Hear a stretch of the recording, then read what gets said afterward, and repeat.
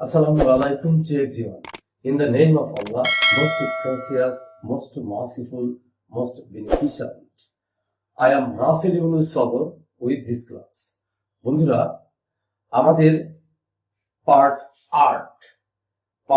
Art সেটা হলো 3 নম্বর tense, present perfect tense. Present perfect tense, present indefinite, present continuous এর ফল মিলে হয় প্রেজেন্ট পারফেক্ট টেন্স। তাহলে আমরা প্রথমে সংজ্ঞাটা একটু জেনে নিই। বর্তমান কালের কিছুক্ষণ পূর্বে কোনো কিছু হয়েছে বা হইয়াছে, করেছে বা করিয়াছে বা ঘটেছে, যার ফল এখনো বিদ্যমান আছে, তার মানে জমা আছে, এখনো বিদ্যমান আছে, এইরূপ বুঝালে তখন উহাকে ভার্বের প্রেজেন্ট পারফেক্ট টেন্স বলে। ধরিবার কৌশল, অর্থাৎ বাংলায় ধরিবার কৌশল। বাংলা ক্রিয়া শেষে, এই দেখো কালো দাগটা হলো ক্রিয়া, এবং ক্রিয়া শেষে আছি, আছো, আছে, আছেন ইত্যাদি যুক্ত থাকে, তখন উহাকে প্রেজেন্ট পারফেক্ট টেন্স ধরিতে হয়।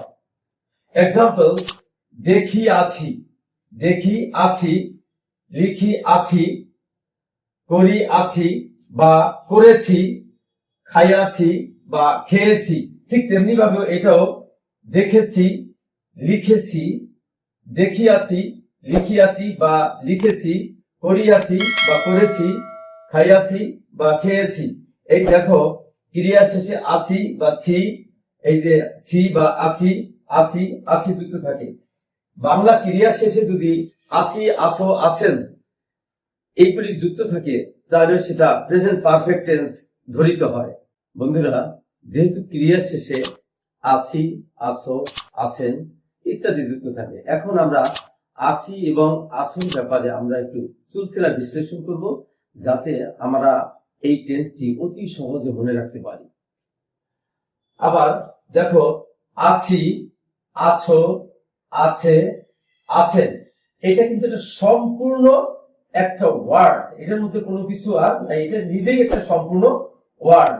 স্বরে আ ছয়রসি আছি। আর দেখো এটার অর্থ হ্যাভ বা হ্যাজ। আমরা পিছনের পর্বে আমরা দেখেছি অক্সিলারি ভার্ব হ্যাভ বা হ্যাজ, আসি, আসো, আছে, থাকা, খাওয়া, পাওয়া, এটা বোঝায়। তো হ্যাভ বা হ্যাজ। দেখো আবার এখানে দেখা গেল দুইটা আছি, একটা হলো ক্রিয়ার শেষে আছি অন্ত্যেষ্টা আকার ছয়রস্যি, আর একটা হলো সম্পূর্ণ স্বরেয়া ছয়রস্যি।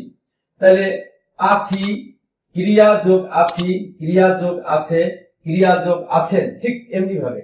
তাহলে এটা যদি হ্যাভ বা হ্যাজ হয়, তাহলে আমরা অক্সিলারি ভার্ব হিসেবে হ্যাভ বা হ্যাজই এই প্রেজেন্ট পারফেক্ট টেন্স ডিসাইড করলো যে আমার অক্সিলারি ভার্বের নাম হ্যাভ বা হ্যাজ।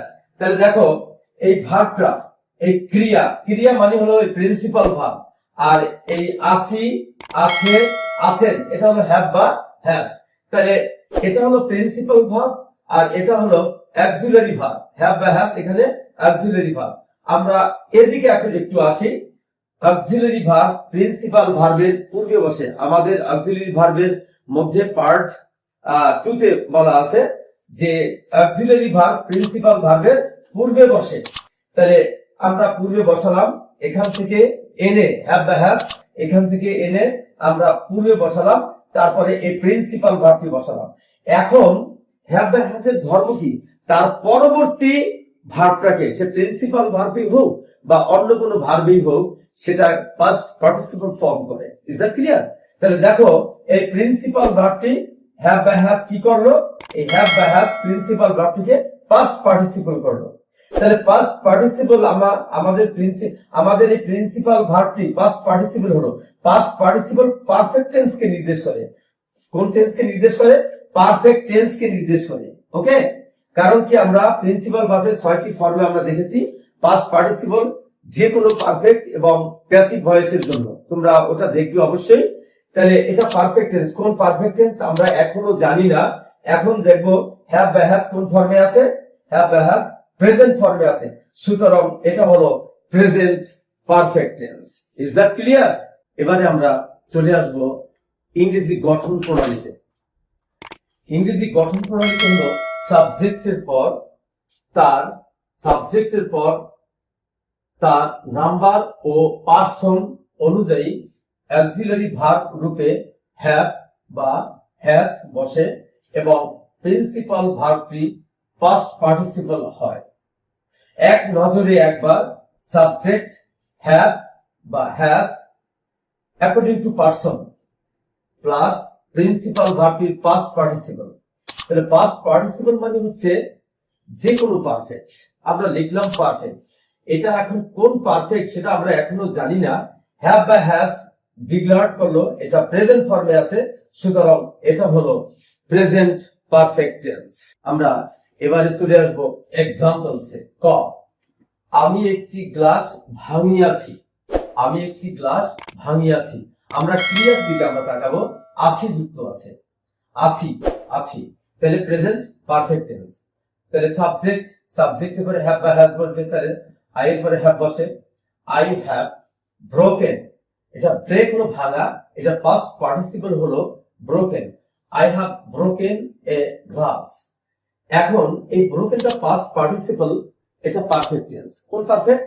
হ্যাভ বা হ্যাজ বললো, এটা প্রেজেন্ট পারফেক্ট, কারণ হ্যাভ বা হ্যাজ হলো প্রেজেন্ট ফর্মে আছে, হ্যাভটা প্রেজেন্ট ফর্মে আছে। মাইশা কলেজে গিয়াছে, আছে, এই দেখো এখানে আছে কথাটা আছে। মাইশা কলেজে গিয়াছে, মাইশা থার্ড পারসন এবং সিঙ্গুলার নাম্বার। মাইশা তুমিও না আমিও না, অর্থাৎ তুমি আমি ছাড়া ভবে আছে যারা থার্ড পারসন তারা। তাইলে এই মাইশা হলো থার্ড পারসন এবং সে একা, সিঙ্গুলার নাম্বার, হ্যাজ বসবে। মাইশা হ্যাজ গো এর পাস্ট পার্টিসিপল হলো gone. Maisha has gone to college. Okay, this is past participle perfect, has present ফর্মে আছে, প্রেজেন্ট পারফেক্ট। গ, শিকারীরা পাখিগুলিকে গুলি করিয়াছে। দেখো আছে কথাটা আছে, এটা হবে প্রেজেন্ট পারফেক্ট। তাইলে শিকারীরা, দি হান্টার্স, একজন শিকারী না, অনেকগুলি শিকারী, প্লুরাল নাম্বার, প্লুরাল ভার্ব বসবে, হ্যাভ কিন্তু প্লুরাল ভার্ব। তাহলে the hunters have shoot the birds. এখানে shoot S H O O T present ফর্মে, পাস্ট ফর্মে S H O T, past participle S H O T. আমরা এটা past participle ধরবো, কারণ কি হ্যাভ বাই হ্যাজ এর ধর্ম আমরা পিছনের পর্বে দেখে আসছি যে তার পরবর্তী ভাবটা পাস্ট পার্টিসিপল করে, তাহলে এটা পাস্ট পার্টিসিপল 100%। তাহলে the hunters have shoot the bird. Perfect tense have হলো প্রেজেন্ট ফর্মে, এটা হলো প্রেজেন্ট পারফেক্ট। বন্ধুরা, আমরা এমনি ভাবে কিন্তু প্রেজেন্ট পারফেক্ট টেন্স কে আমরা ইংরেজিতে পরিণত করবো এবং বাংলায় এমনি ভাবে ধরবো। এখানে একটা জিনিস জেনে রেখো, আমরা কিন্তু ক অঞ্চলে, খ অঞ্চল, গ অঞ্চল, ঘ অঞ্চল আমরা দেখিয়েছি। হ্যাভ বা হ্যাজ থাকে কিন্তু খ অঞ্চলে, এদের পাওয়ার হচ্ছে 1, কারণ এরা প্রিন্সিপাল ভার্বকে শুধুমাত্র একভাবে পরিবর্তন করে। কোন ভাবে? পাস্ট পার্টিসিপল ফর্মে করে, সুতরাং এদের পাওয়ার হচ্ছে 1। বন্ধুরা, বরাবরের মতোই প্রেজেন্ট পারফেক্ট টেন্সের দুটি ঘর। প্রথম ঘর, এটা হচ্ছে প্রথম ঘর। এই প্রথম ঘরে থাকে অক্সিলারি ভার্বেরা। সেই অক্সিলারি ভার্বটা আমরা জেনে ফেলছি স্ট্রাকচার থেকে, হ্যাভ বা হ্যাজ। এদেরকে ইন্টারোগেটিভ ও নেগেটিভ সেন্টেন্সের জন্য দরকার হয়, এই জন্য তাদেরকে এই ঘরে রেখেছে। আর দ্বিতীয় ঘরে থাকে বি ভার্ব। সাবজেক্ট যখন কাজটি নিজে না করে, অর্থাৎ অন্যের দ্বারা কাজটা করা হয়, অর্থাৎ প্যাসিভ ফর্মে হয়, তখন সাবজেক্টের পর নাম্বার ও পার্সন অনুযায়ী হ্যাভ বিন বা হ্যাজ বিন বসে এবং প্রিন্সিপাল ভার্বটি পাস্ট পার্টিসিপল হয়। এখন বন্ধুরা, তোমরা বলতে পারো যে বিন তো প্যাসিভ ভয়েসের জন্য দরকার হয়, ইয়েস, কিন্তু হ্যাভ বা হ্যাজ বাক্যের একান্ত রিজেক্ট, একে বাদ দিয়ে কখনো যাবে না, ফেরত দেওয়া যাবে না, এদেরকে সেন্টেন্সের মধ্যেই রাখতে হবে। সুতরাং হ্যাভ বিন এবং হ্যাজ বিন এখানে বসলো এবং প্রিন্সিপাল ভার্বটা তখন পাস্ট পার্টিসিপল হবে।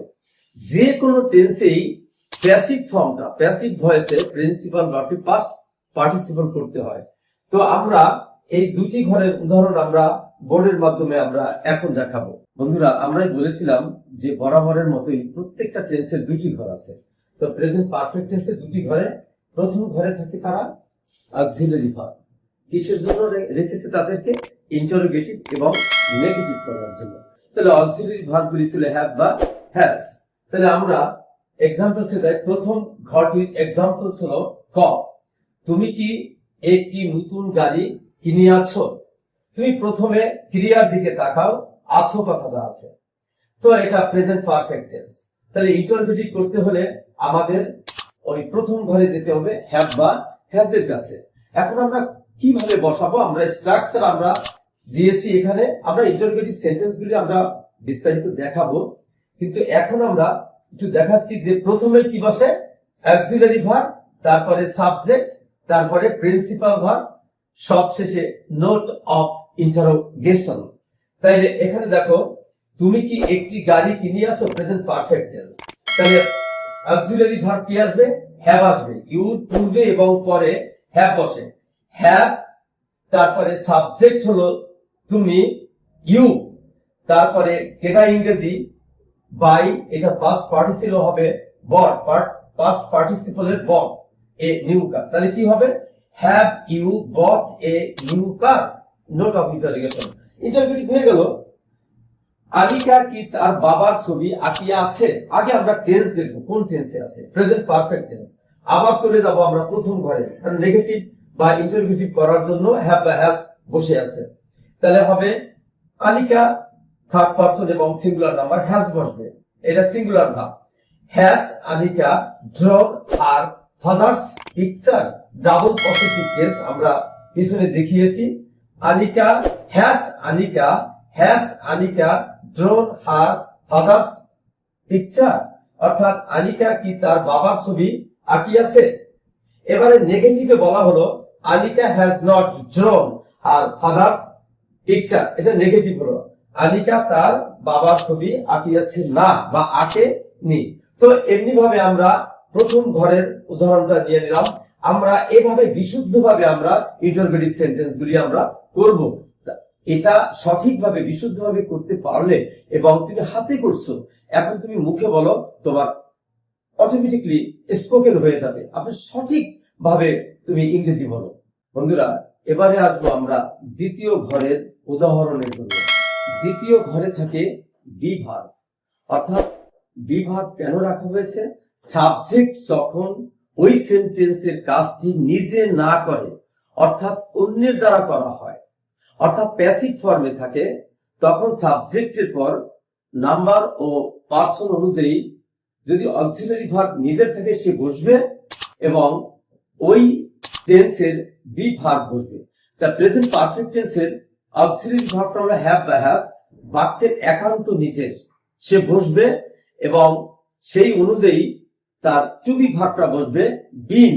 কারণ প্রেজেন্ট পারফেক্ট টেন্সের মূল ভার্বটি পাস্ট পার্টিসিপল হয়, সেই অনুযায়ী টু বি ভার্বটিও পাস্ট পার্টিসিপল হবে। তাহলে টু বি ভার্বটি পাস্ট পার্টিসিপল হলো বিন, বি ই ই এন। তো আমরা স্ট্রাকচারটা এখানে দিলাম।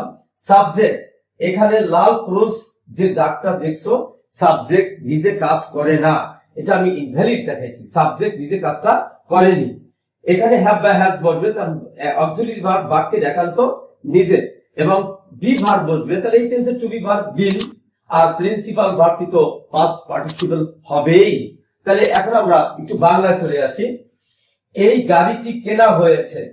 দেখো, এই গাড়িটি কেনা হয়েছে, তুমি তাড়াহুড়া না করে তুমি আগে ক্রিয়ার দিকে তাকাও, হয়েছে, this is present perfect tense.